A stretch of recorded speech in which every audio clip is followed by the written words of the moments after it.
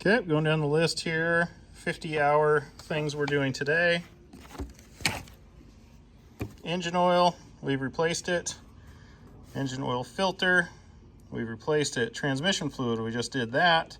Fluid filter, we did it. Front axle fluid is next. That's what we're doing next. Here's the other things you see you'll have to do. Fuel oil filter and element. Clean and replace. Coolant. Air filter or air cleaner element. Clean and replace. So I'm assuming since it says both, you either clean it, if it looks bad, replace it. Same thing here. All that looks good. I have done my air filter, it looks fine. But so we're going here to the front axle oil. So there's a dipstick on the top of one, that's yellow, and there's a drain plug on both sides. So I'll show you that next. So on the right side, you'll see a drain plug down here. On the left side, you'll see a drain plug down here, as well as here will be your fuel or fill and dipstick. So let's crack that loose and see where it's at initially. You'll notice I have my wheels turned a little bit. How can I show that? Because the drains are on opposite sides. So it's on the front here, on the back there. So if you turn it just a little bit, it makes it a little bit easier to get to. Trusty old crescent wrench, cracked it loose. It was not very tight at all. If your machine is dirty, make sure you clean it off, you know. Oh, sure enough.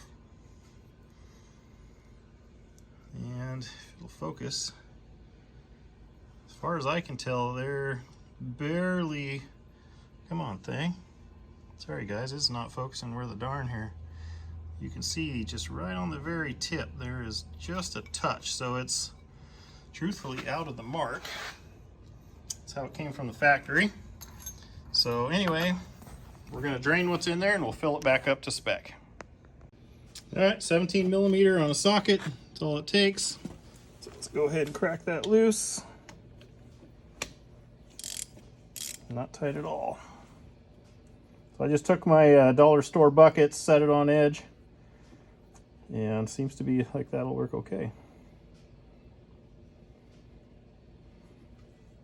Okay, thick oil. It's, ouch, it's got a metal filing in my finger, that felt great. Thick oil and it's cold, it's gonna come out slow. Let's do the other side.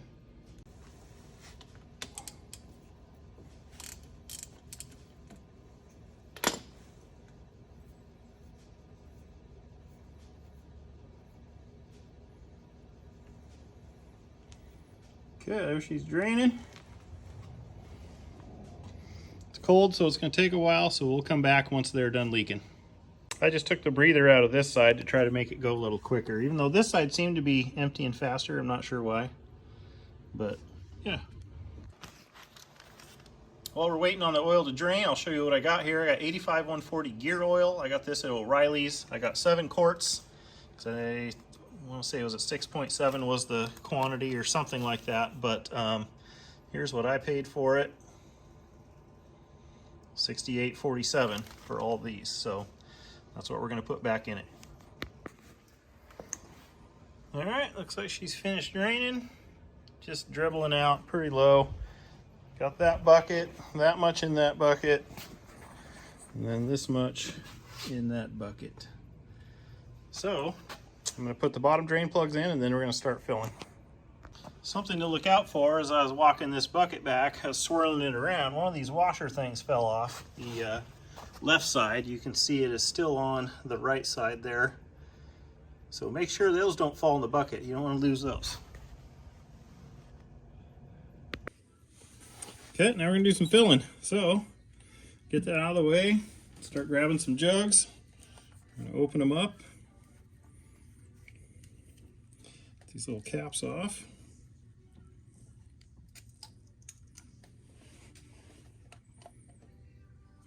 It'd probably be faster with a funnel. I think for the first one, I'm just going to put a massive hole in it and I'll just use it over and over on other ones.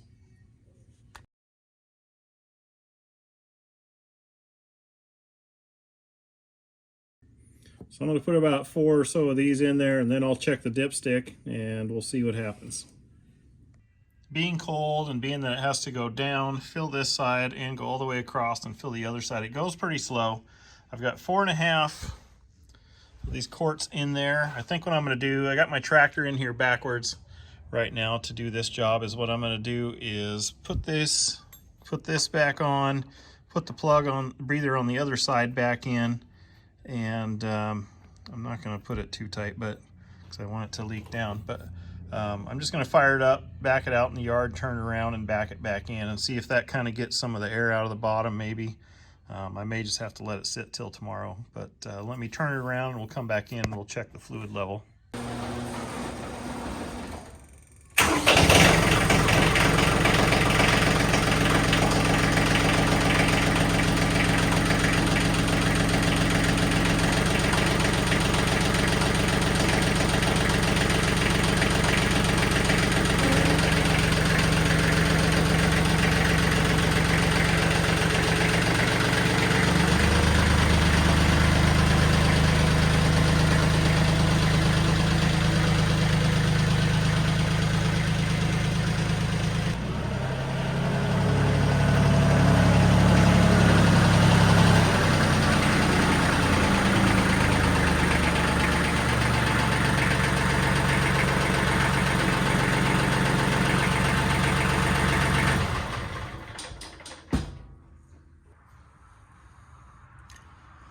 Okay, after that little drive, definitely turns the oil up a little bit, but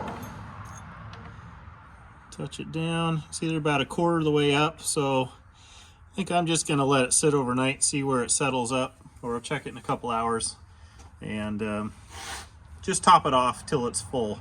All right, so we have almost 6 quarts in it. So there's 5 there. I used a bunch of that one. We got the 7th we haven't even opened yet. And you can see it's about 3/4 of the way up.